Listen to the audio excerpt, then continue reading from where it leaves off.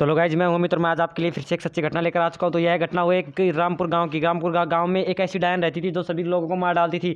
उस गांव में हर कोई व्यक्ति जो नाइट के समय में निकलता था, डायन उसका शिकार कर कर अपनी बड़ पर ले जाकर उसे मार डालती थी। गाँव वाले इससे बहुत ज़्यादा परेशान हो चुके थे और वो रात के साय में घर से बाहर भी नहीं निकलते थे। इस कारण सारे गाँव में यही सन्नाटा छा गया कि खूनी डायन रात के समय किसी को जिंदा नहीं छोड़ती। एक दिन रामू के पिताजी ज़्यादा बीमार हो गए तो रामू की माताजी ने रामू से कहा कि बेटा जाओ डॉक्टर साहब को बुला लाओ, पर ज़्यादा नाइट हो गई थी जिस कारण रामू ने माँ से कहा कि माँ खूनी डायन अब तक बाहर होगी। पर माँ ने बेटे की एक न सुनी और बेटे को धमकाकर डॉक्टर को लाने के लिए भेज दिया।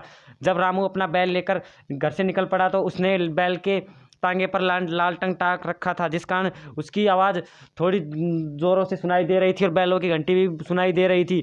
वो टक टक अपने रास्ते पर चले जा रहे थे। थोड़ी आगे जाने के बाद रामू को एक बड़ा साया दिखाई पड़ा, जिसे देखकर रामू काफ़ी घबरा गया और रामू साये के पास अपना लालटेन लेकर पहुंचा तो वह डायन थी जो रामू को वहीं से उठाकर बढ़ के पेड़ में ले गई और वहां पर मार डाला। जब जब एक घंटा हो गया जिसके बाद भी रामू घर पर नहीं आया तो उसकी माताजी काफ़ी ज़्यादा परेशान हो गई और वो कहने लगी कि मेरे बेटे को कम से कम 1.5 घंटे हो गए घर से गए हुए और अब तक घर पर वापस नहीं आया है। मैं काफ़ी चिंता करने लगी। रामू घर पर न आने के कारण माँ काफ़ी बेचैन हो गई। थोड़ी देर बाद माँ को बैलों के आने की आवाज़ सुनी और माँ का दिल सही हो गया। उसे लगा कि उसका बेटा बैल के अंदर बैठकर आ चुका है और डॉक्टर साहब को भी ले आया है। जब बैल घर के पास आकर रुके तो रामू की माँ बाहर आई और रामू से बोली रामू रामू, पर रामू ने कुछ जवाब नहीं दिया। तो माँ थोड़ी घबराई हुई बैल के तांगे के पास गई और देखी तो बैल के तांगे में कोई नहीं था, न डॉक्टर था न कोई भी रामू वगैरह, न कोई चुड़ैल थी, जिस कारण उसकी माँ काफ़ी घबरा जाती है और ज़ोर ज़ोर से रोने लगती है। गांव वालों ने यह सारी चीखें सुनी तो वो समझ गए कि आज उस चुड़ैल ने किसी एक परिवार को फिर से उजाड़ डाला है।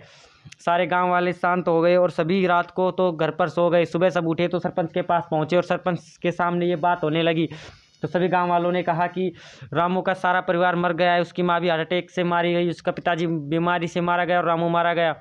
उनका अंतिम संस्कार भी हमें करना होगा। उस डायन ने आज फिर से एक परिवार को पूरे को उजाड़ डाला। पर आज गांव के सरपंच ने सभी गांव वालों को दिलासा दिया कि आज मैं उस डायन का शिकार कर दूंगा और उसे मौत की नींद सुला दूंगा। सभी गांव वाले सरपंच पर बहुत ज़्यादा विश्वास करते थे, जिस कारण सभी घर लौट गए। थोड़ी देर बाद सरपंच का बेटा अभिषेक उससे बोलता है कि पिताजी आपने ये क्या कह दिया, आप क्या रात को डायन से अकेले मिलने जाओगे? तो पिताजी ने कहा अभिषेक नहीं, मैं गांव के कई लोगों के साथ जाऊंगा और उस डायन को आज मार ही दूंगा।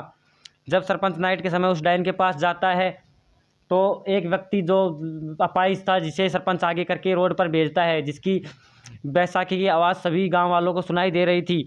थोड़ी देर बाद एक बड़ा सा साया उसे दिखाई पड़ता है, जिस कारण वह थोड़ा आगे और बढ़ता है और देखता है कि वह डायन थी और वह जोर से चिल्लाता है सरपंच साहब बचाओ, सरपंच साहब बचाओ।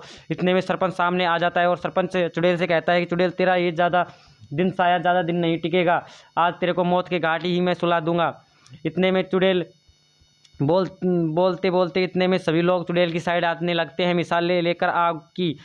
थोड़े आगे आने के बाद सभी लोगों को देखकर डायन उस अपाहिज आदमी को हाथों में उठाती है और उसी बड़ की तरफ भागने लगती है। इतने में सरपंच कहता है कि देखो बड़ की साइड भाग रही है, उसे पकड़ लो और उसे मार डालो। सभी लोग बड़ के पास आ जाते हैं और बड़ को सरपंच कहता है कि मैं उसे गोली मारता हूँ। सरपंच जब भी गोली मारता है तो ऊपर से एक साया आकर नीचे गिरता है, जिसे सभी लोग पास जाकर देखते हैं तो वह वही लोग बंदा था जिसे सरपंच ने बैसाखी के सारे पर डायन के सामने भेजा था। तो सरपंच कहता है अहो ये मेरे से क्या हो गया। इतने में सरपंच कहते हैं कि इसी बड़ को आंच लगा दो और डायन मर जाएगी। तो सभी लोग उसी बड़ को आंच लगाने लग जाते हैं और डायन जोर से ऊपर से बिलखती हुई बोलती है कि सरपंच मैं तेरे एक लोगों को भी जिंदा नहीं छोड़ूंगी, तुम्हें सभी को मार डालूंगी आज यहीं पर। थोड़ी देर में देखते देखते सरपंच के सारे लोग मरने लगते हैं और थोड़ी देर बाद सरपंच भी मरने लगता है और वो कहता है आहा का क्या दर्द हुआ, और वो भी चिल्लाता हुआ मर जाता है। यह सारा खेल उसका बेटा अभिषेक अपनी कोठी पर खड़ा हुआ देख रहा था। ऐसी सच्ची घटनाएं सुनने के लिए चैनल को लाइक एंड सब्सक्राइब जरूर कर लेना। आपका भाई अमित आपके लिए रोज नई नई कहानियां लेकर आता रहता है। जय हिंद जय भारत।